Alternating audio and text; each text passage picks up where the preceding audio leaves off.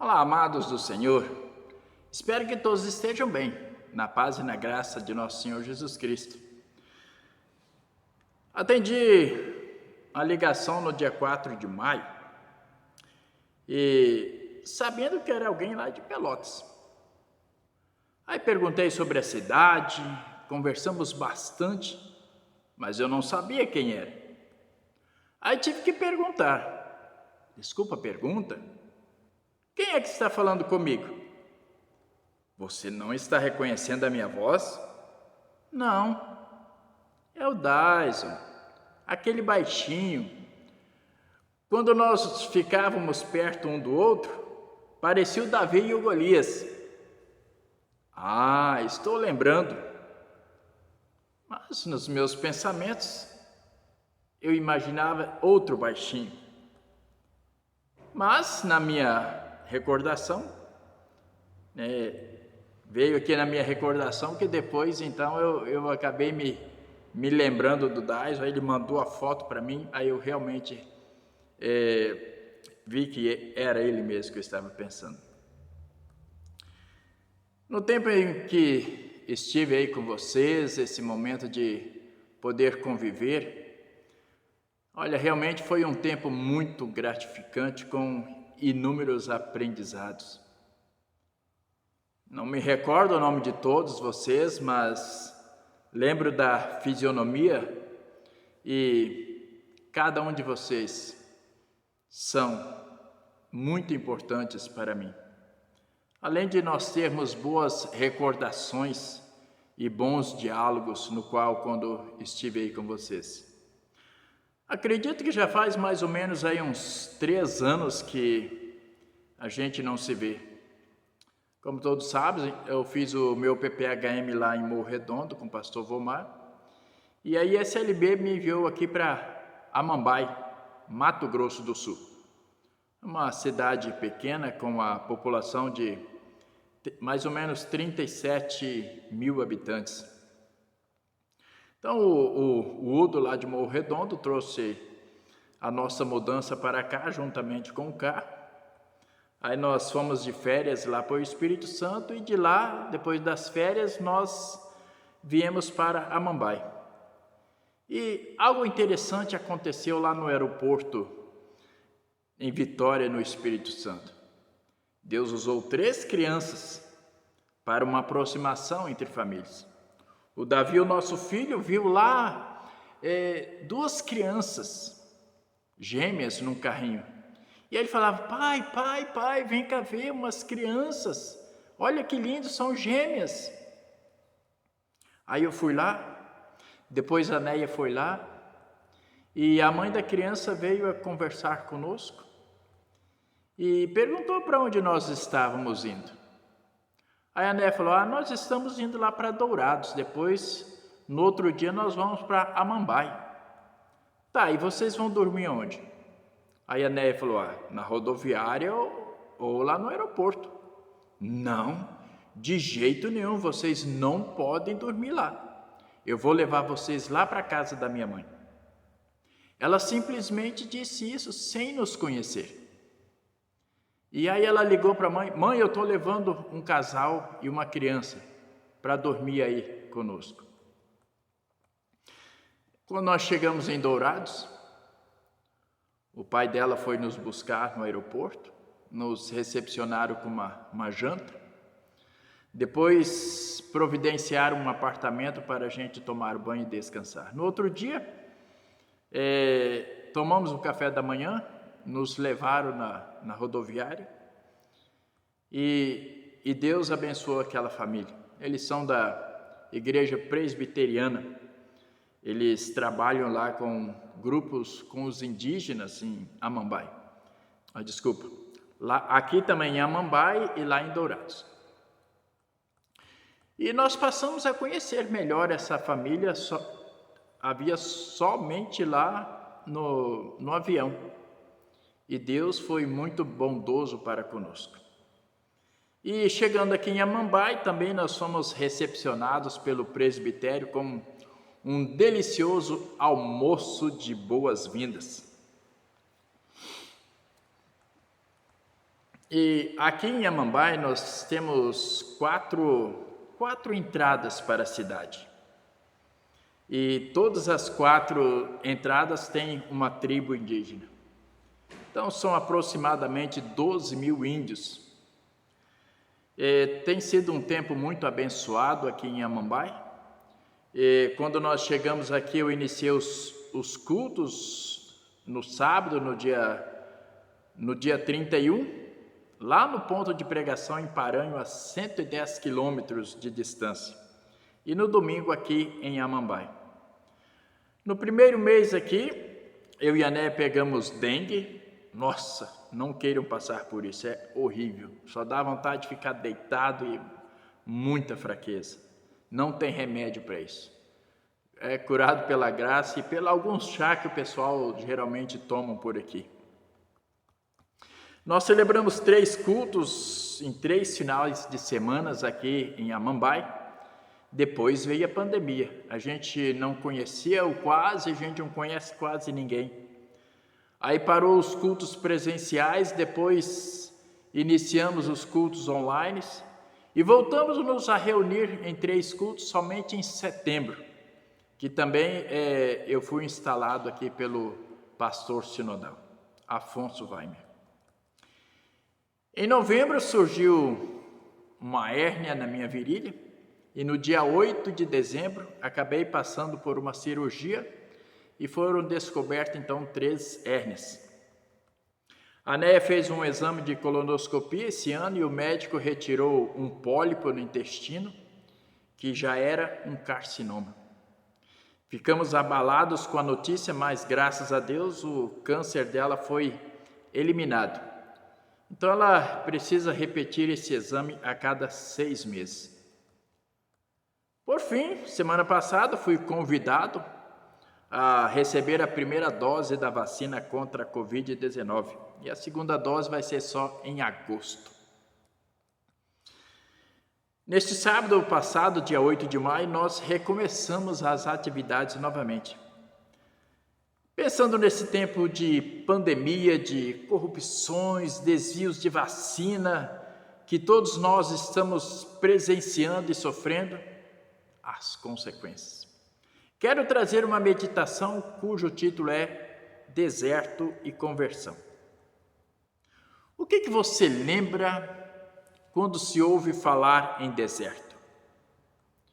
Grandes extensões de areia, aridez, escassez, falta de todos os tipos? Deserto lembra tudo isso e muito mais. Deserto lembra uma realidade difícil.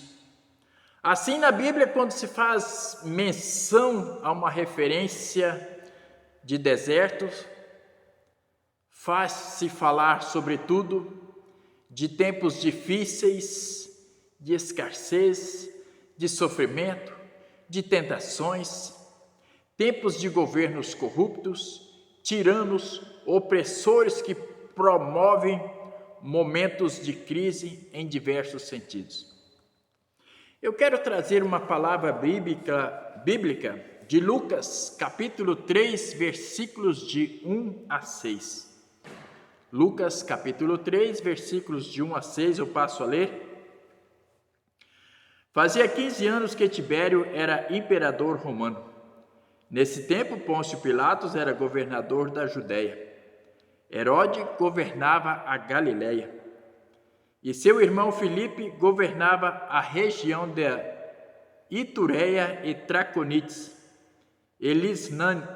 Elisânias era governador de Abilene. E Anás e Caifás eram os grandes sacerdotes. Foi nesse tempo que a mensagem de Deus foi dada no deserto a João, filho de Zacarias. E João atravessou toda a região do Rio Jordão, anunciando esta mensagem: arrependam-se dos seus pecados e sejam batizados, e que Deus perdoará vocês. Isso aconteceu como o profeta Isaías tinha escrito no seu livro. Alguém está gritando no deserto: prepare um caminho para o Senhor passar, abro estradas retas para ele. Todos os vales serão aterrados, e todos os morros e montes serão aplanados. Os caminhos tortos serão endireitados, e as estradas esburacadas serão consertadas. E todos vocês verão a salvação que Deus dá.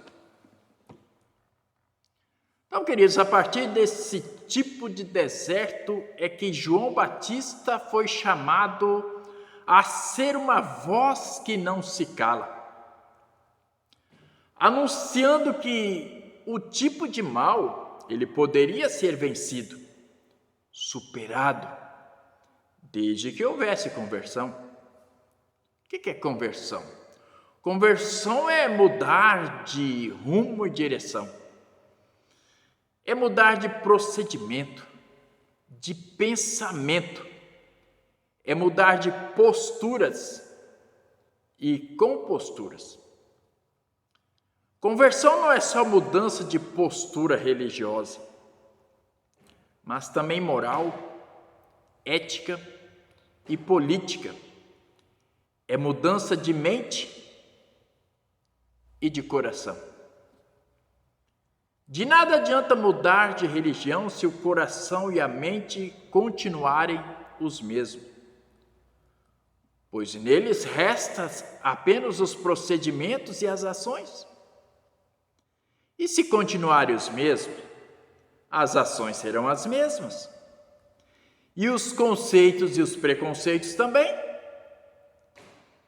Então, não há mudança verdadeira, apenas mudança figurativa, o que não representa melhora e, portanto, não pode ser vista como verdadeira conversão. Lá no tempo de João Batista, no tempo que João Batista foi chamado, havia um tal de Tibério César, ele era um tirano. Pôncio Pilatos, ele era um homem sem escrúpulos, tanto que ele lavou as mãos para Jesus, né? Herodes e seu irmão Filipe eram figuras tenebrosas. Eles matavam qualquer pessoa, seja ela idosos ou criança. Até mesmo quem ficasse de cara virada ou fizesse alguma coisa errada, ele matava as pessoas. E também Anás e Caifás, eles eram sumos sacerdotes cruéis, condenavam quem não cumpriam a lei. É dentro deste contexto terrível que João Batista foi chamado para mudar os rumos da história, para mudar as coisas que estavam fora do eixo, desviados pelos projetos de Deus. Dá para entender agora porque era aquele um tempo de deserto no qual eles viviam? Assim, o filho de Zacarias teria a árdua missão de gritar nesse deserto: basta! Chega de corrupção, de tanta exploração do povo, chega de tantas mortes inocentes, de tantas mentiras. Ele tinha uma proposta de preparar a chegada de um novo tempo, endireitando as coisas. Esse que endireitar é Jesus Cristo. O evangelista Lucas, ele chama também de veredas. O que são veredas? São caminhos, rumos, direções. Quando essas estão desviadas, não se chega a lugar algum, ou seja, todos ficam perdidos. Não era bem assim que o povo estava naquela época. João Batista dizia abertamente: de toda montanha ou colina seria rebaixada, ou seja, que todos aqueles prepotentes que se achavam os deuses poderosos seriam destituídos do poder. Dizia também que todas as passagens tortuosas ficariam retas, ou seja, que as pessoas voltariam a agir corretamente, sem desvios de condutas, sem maldades, enfim, que se converteriam. Ele afirma isso dizendo que as passagens tortuosas ficariam retas e os caminhos acidentados seriam aplainados, ou seja, era para colocar ordem na casa. João não teve medo de ser profeta e continuou gritando naquele deserto. Não é à toa que Herodes acaba prendendo ele e lá depois ele é decapitado, perde a cabeça, é morto. Marcos 14, de 9 a 10. Que falta faz João Batista? Nós temos alguns hoje, mas são poucos. Nunca é tarde para sonhar com mudanças, com um mundo novo. Mas essa mudança só se dará quando toda a sociedade mudar. Não é mudando essa ou aquela pessoa do poder que as coisas mudam. Mudança verdadeira acontece na base e na sociedade política da sociedade. É isso. Sabe, queridos, isso não é nada fácil. Mudar a política da sociedade. Leva tempo e investimento em educação. Como a gente vai ter educação nesse país se o dinheiro da educação é desviado? Mas nós não podemos deixar de acreditar e de buscar. É preciso se mover e se envolver, arregaçar as mangas e ir à luta. Que Deus esteja abençoando a ti, que Deus esteja nos abençoando e nos fortalecendo a cada dia, e que Deus nos ajude a sermos perseverantes, a não desanimarmos diante das situações difíceis que estamos encontrando. Corrupção sempre houve, sempre haverá. O que nós não podemos fazer é desanimarmos diante das situações no qual nós estamos passando. Amém. Eu ainda quero orar com vocês. Pai amado, muito obrigado, porque o Senhor tem nos dado a palavra para sermos guiados através de Ti. Muito obrigado, ó Deus, também porque o Senhor tem enviado João Batista a ser um homem corajoso para anunciar a verdade. Mesmo em meio àquelas provações, aquele deserto, aquele lugar onde ele estava, onde as pessoas, os políticos, as lideranças eram corruptas. Vemos essa situação hoje também em nosso Brasil. E nós clamamos o teu perdão e a tua misericórdia.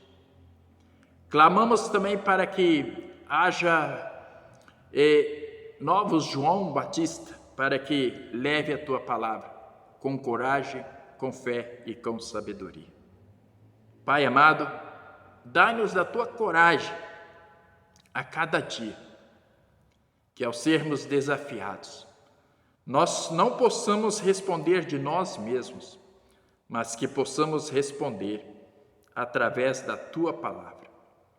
Dai-nos a cada dia a tua salvação. Não deixe que a gente se desvie do teu caminho, mas que possamos ficar firmes. Aconteça o que acontecer conosco, que possamos ser orientados por Ti, que possamos viver sendo dependentes de Ti. Abençoai, ó Deus, o grupo de homens da São João.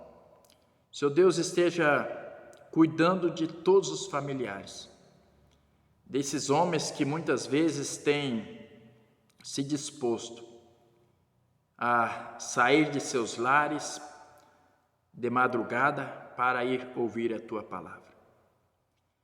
E muitos têm tido muitos encontros também lá na Chácara Canaã, no tempo de inverno, para também ouvir palestras a respeito da Tua palavra. Agora, nesse tempo de pandemia, tudo está parado, mas Te louvamos, porque eles continuam se encontrando online e não desanimam diante de tantas situações difíceis que encontram pela vida. Assim, ó Pai amado, os abençoe e os guarde em nome de Jesus. Amém. Que a bênção do Deus Todo-Poderoso, que é Pai, Filho e Espírito Santo, esteja com cada um de nós e permaneça conosco para todos sempre. Amém. Então, que Deus os abençoe, irmãos, que o Senhor Deus esteja cuidando de vocês em todos os momentos. Quando tiverem oportunidade, venham para Amambai. A casa é grande, 205 metros quadrados. Desculpa, 205 metros, né? E Deus esteja nos abençoando a cada dia, a sermos sal e luz para este mundo. E que vocês possam ser agraciados por Deus, o nosso Pai. Amém. Abraços.